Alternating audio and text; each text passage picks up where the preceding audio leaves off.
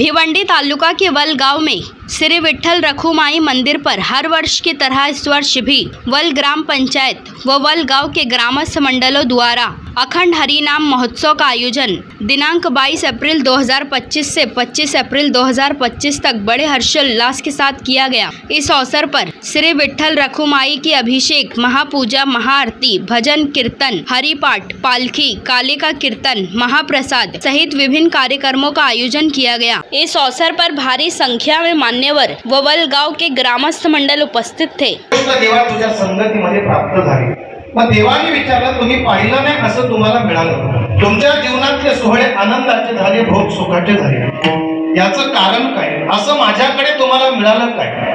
तुकाराम महाराज सांगतात, घरी टाकाचे सरोवर येथ नवनीतांचे पूर। घरी टाक आहे आमच्याकडे आणि देवा तुझ्याकडे आल्यानंतर सार तत्व, नवनीत तत्व आम्हाला प्राप्त झालं। म्हणजे आमच्याकडे आसार आहे आणि तुमच्याकडे सार आहे। फलकट तो संसार येथ सार भगवान परमात्मा सार पण प्रयत्न केला तर ती सार वस्तू आम्हाला तुझ्या संगतीत आम्हाला प्राप्त झाली। घरी आमच्याकडे ताक आहे, आता जनावर राहिले नाही, गायी राहिल्या नाही, म्हशी राहिल्या नाही, सार आहे आणि लोणी हे सार आहे। आणि तेव्हा आमच्याकडे आसार तत्व आहे। आसार तत्वाने आमच्या जीवनातली निश्चिंतता होऊ शकत नाही। जेव्हा या पोटामध्ये सार तत्व जाईल तेव्हाच महाराज जीवनातली निश्चिंतता आहे। आणि तेव्हा तुझ्या संगतीमध्ये आम्ही आलो आणि जीवनाची निश्चिंतता झाली। त्याला कारण आधी करून गोपालांना परमात्म्याने सांगितलं, बाबा एक कर, आता तुमची निश्चिंतता झाली, तुम्ही सुखरूप झालात, तुम्हाला कधी पाहायला भेटलं नाही असं माझ्याकडे मी तुम्हाला दिलं। मग आता जर तुम्ही तृप्त झाला असाल, तुमची पोटं भरली असेल, तुम्ही घरी जायला हरकत नाही। तुकाराम महाराज सांगतात, सर्व संघाचा परित्याग करून आलोय तो घरी जाण्याकरता का? अहो प्रपंचाला लाथ मारली, लाथाडीला संसार केला षडवर्मीचा भाग, किंवा संसाराच्या नावे घालून या शून्य वाढत तेव्हा संसार कुणाला सुटत नाही, संसार कुणाला सुटत नाही, पण त्या संसाराला आम्ही लाथ मारली। एखादा व्यसन झाला तर तो व्यसन आम्हाला सुटत नाही। महाराज सुटतो का? एकादशीला माणूस अन्न सोडतो, एकादशीला माणसं जेवण करायचं त्याग करतो, पण एक गोष्ट करतो काय? इतर व्यसन सुटणं एवढं सोपं नाही, लक्षात घ्या।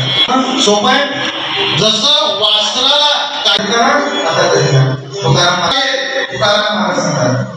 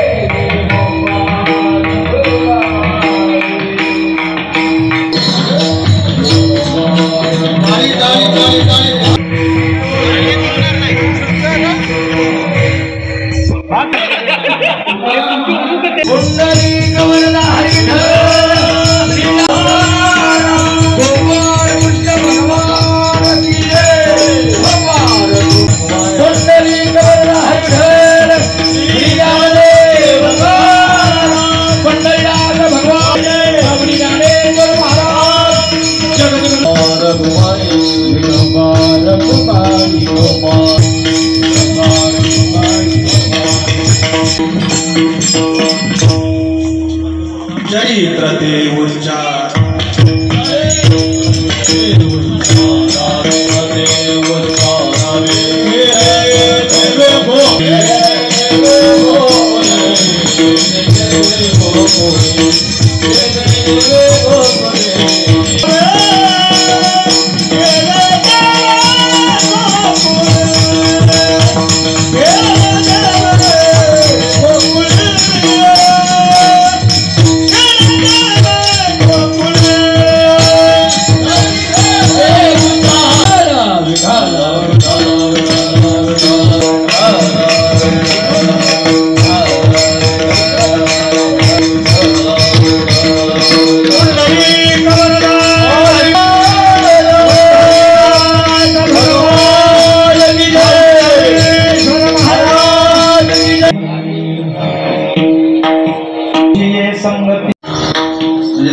लक्षात आलं असेल, देवाची संगती आणि साधूची संगती झाल्यानंतर काय होतं? ते भोग सुखाचे सोहळे विठ्ठला विठ्ठला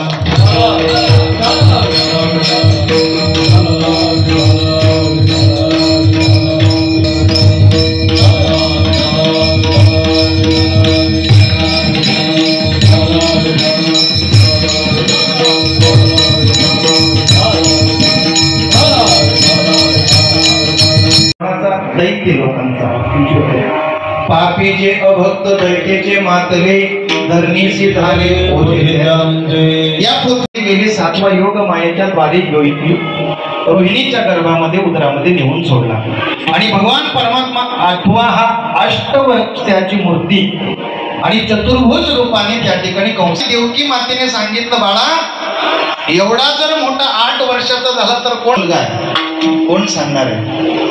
पण त्या ठिकाणी महाराज देवकी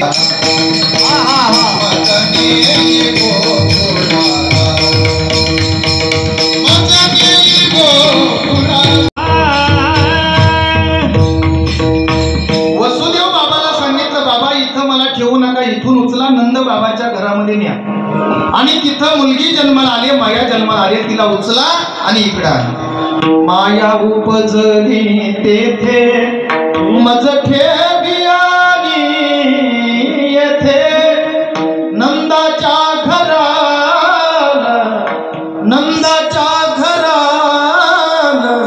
मजने गोकुळा. नंद बाबाच्या वाड्यामध्ये नंद बाबाच्या घराला मला घेऊन चला. मग वसुदेव बाबाने काय केलं, कृष्ण परमात्म्याला एका टोपलीत भरलं, डोक्यावर घेतलं आणि परमात्म्याला घेऊन कुठे निघाले? गोकुळाच्या दिशेने. रस्त्याला चालता चालता यमुना मैया दुथडी वाहत आहे आणि वसुदेव बाबाने त्या पात्रामध्ये उतरले. चाललात पुढे महाराज.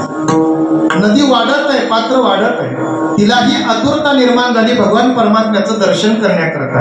शेवटी भगवान परमात्म्याने विचार केला, जास्त परीक्षा घेऊन अर्थ नाही. पाय बाहेर केला, स्पर्श केला आणि नदी दुभंगली गेली, रस्ता मोकळा झाला. यशोदा मैया जिथं झोपली होती त्या ठिकाणी नेऊन भगवंताला ठेवलं. तिथली माया उचलली आणि इकडे आणलं. आता इकडं मायेला आणल्यामुळे माया इथं रडायला लागली, आकांत करू लागली. सगळे द्वारपाल जागे झाले. आता आपल्याला इकडे जायचं. गोकुळामध्ये यशोदा मैयाच्या जवळ नंद बाबाची बहीण सुनंदा नावाची गवळण तिथं होती आणि पूर्वी महाराज आपली वहिनी जर या अवस्थेत असेल तर नंदन ती तिची सेवा करायला येत होती आणि आलेले असताना तिच्या लक्षात आलं आपल्या वहिनीला आपल्या दादाला मुलगा झालाय. एवढा आनंद तिला झाला महाराज, एवढा आनंद झाला आणि ती आनंदाच्या भरात तिथून उठली आणि आपले भाऊ नंद बाबा गोशाळेमध्ये गायीची धार काढण्याकरता गेलेले आहे आणि त्यांना आनंदाची सुखद बातमी देण्याकरता गेली. आवाज दिला, बाबा ओ दादा, दादा तुला मुलगा झालाय दादा.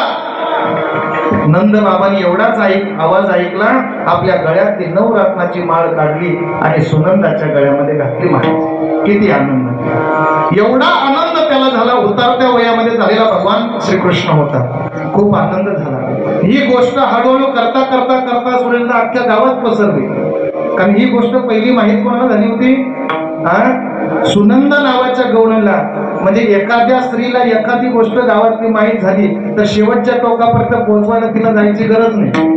तिने फक्त एकालाच तिथं काय करून द्यायचं, सांगून द्यायचं आणि मग ती आपोआप शेवटच्या टोकापर्यंत बातमी पोहोचत असते. सांगताना ती एवढीच सांगते, तुलाच सांगते, कोणाला? अख्ख्या गावात माहीत होतं तरी शेवटची बाई तेच सांगते, काय? तुलाच सांगते. आणि आपोआपच महाराज ही बातमी सगळीकडे आणि त्या गवळणीच्या लक्षात आलं, माझ्या यशोदा मैयाला नंद बाबाला मुलगा झाला. एवढा आनंद महाराज झाला, त्या गवळणीचा आनंद पारावर भावत नव्हता महाराज. म्हणजे एवढा आनंदाला पार राहिला नाही, एवढा आनंद त्या गोपींना झाला. तर त्या गोपींनी काय करावं? एखाद्या गवळणीला माहित नसेल तर त्या गवळणीला जाऊन विचारावं, का ग तुला काही बातमी कळाली का? म्हणजे काय झालं? नंद बाबाला मुलगा झाला. नंद बाबाला मुलगा झाला. मग दुसरी गवळण जावी आणि महाराज तिसरीकडे तिने चर्चा करावी, का ग तुला कळा का? गवळण गवळण म्हणती गवळणीला पुत्र झाला यशोदेवा. गवळण गवळण म्हणती गवळण